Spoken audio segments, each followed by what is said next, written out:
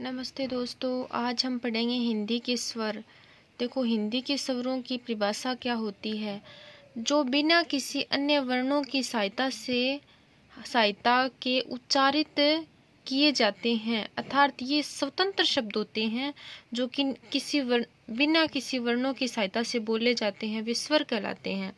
अब देखो दोस्तों, स्वर के प्रकार कितने होते हैं।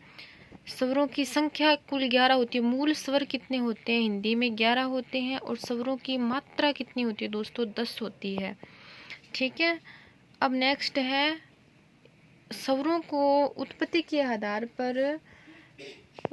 आधार पर हम 5 प्रकार से बांटेंगे। इसमें पहला दिया गया दोस्तों उच्चारण काल या मात्रा के आधार पर। उच्चारण काल या मात्रा के आधार पर 3 प्रकार होते हैं। पहला है ह्रस्व। ह्रस्व को हम लघु भी बोल सकते हैं, मूल भी बोल सकते हैं, एकमात्रिक स्वर भी बोल सकते हैं। अब देखो दोस्तों, ह्रस्व स्वर कौन से होते हैं? ए, ई, उ, री, ये 4 होते हैं। नेक्स्ट है दीर्घ व गुरु द्विमात्रिक या संध्याक्षर। इसे संध्याक्षर इसलिए कहा जाता है दोस्तों क्योंकि इनका उपयोग संधि में किया जाता है। ये होते हैं आ, बड़ी ई, उ, ए, ऐ, ओ, औ। फिर होते हैं पुलुत स्वर। पुलुत स्वर जैसे ओम को हम लिखेंगे, ए के ऊपर एक ओम का चिन्ह लगा देंगे, वो हो गया पुलुत स्वर। अब देखो दोस्तों, ये मूल स्वर दीर्घ स्वर को फिर वापस 2 भागों में बांटेंगे, मूल दीर्घ स्वर और संयुक्त स्वर।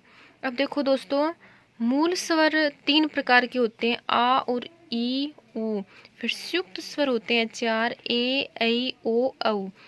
फिर 2 नंबर है उच्चारण के आधार पर 2 प्रकार के होते हैं, अनुनासिक स्वर और निरनुनासिक स्वर। अनुनासिक स्वर में स्वर शामिल नहीं होते हैं और निरनुनासिक में दोस्तों स्वर शामिल किए जाते हैं। इसका अनुनासिक में क्या होता है? उच्चारण मुख और नासिका दोनों से होता है दोस्तों। और इसका ओनली मुख से किया जाता है।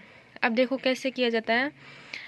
अब मैंने इसमें बोला अनुनासिक में मुख प्लस नासिका। इसमें ए के ऊपर चंद्र बिंदु लगा रखा है। चंद्र बिंदु हमेशा ही क्या दोस्तों? नाक से बोला जाता है। तो ए तो मुख से बोला गया और उसके ऊपर चंद्र बिंदु लगा रखा है, वो नासिका से बोला गया, इसलिए इसे अनुनासिक कहते हैं। और निरनुनासिक ये ओनली मुख से बोला जाता है। आँख, गाँव, ऊंट, ये शब्द ओनली क्या होता है? मुख से बोला जाता है। नेक्स्ट है जीवा की क्रियाशीलता के आधार पर 3 प्रकार होते हैं, अग्र स्वर, मध्य स्वर, पश्च स्वर। अग्र स्वर कौन कौन से होते हैं दोस्तों? अग्र स्वर 4 होते हैं, ई, बड़ी ई, ए और ऐ। फिर होता है मध्य स्वर। मध्य स्वर एक ही होता है, ए। फिर होता है पश्च स्वर। पश्च स्वर मतलब पीछे का भाग, आ, उ, छोटा ऊ, बड़ा ऊ, ओ और औ, ये 5 होते हैं। फिर है दोस्तों होठों की गोलाई के आधार पर इन्हें 2 प्रकार से बांटा गया। वृत्ताकार। वृत्ताकार को हम वृत्तामुखी भी बोल सकते हैं। वृत्ताकार क्या होता है दोस्तों? जिन उच्चारणों जिन के वृत्ताकार क्या होता है दोस्तों?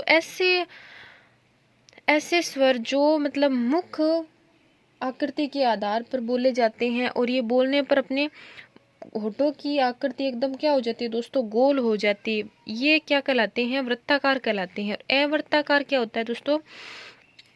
इनमें एक समान रहता है। ठीक है। अवृत्ताकार को अवृत्तामुखी भी बोल सकते हैं। फिर है नेक्स्ट है मुख आकृति के आधार पर 4 प्रकार के होते हैं।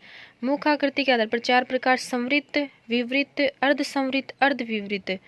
अब देखो दोस्तों 4 प्रकार होते हैं। पहला है संवृत्त।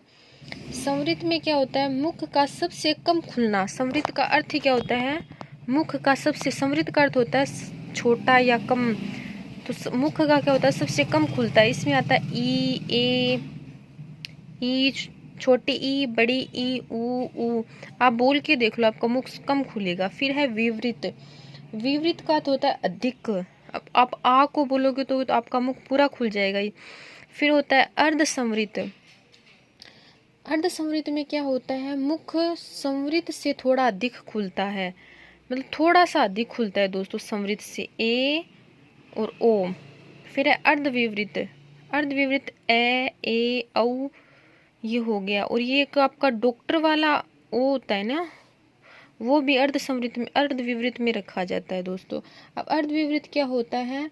जिन स्वरों के उच्चारण में मुख विवृत से थोड़ा कम में खुलता है, ये अर्धविवृत हो गए। संवृत में तो क्या खुलेगा? कम खुलेगा। फिर विवृत में ज़्यादा खुलेगा।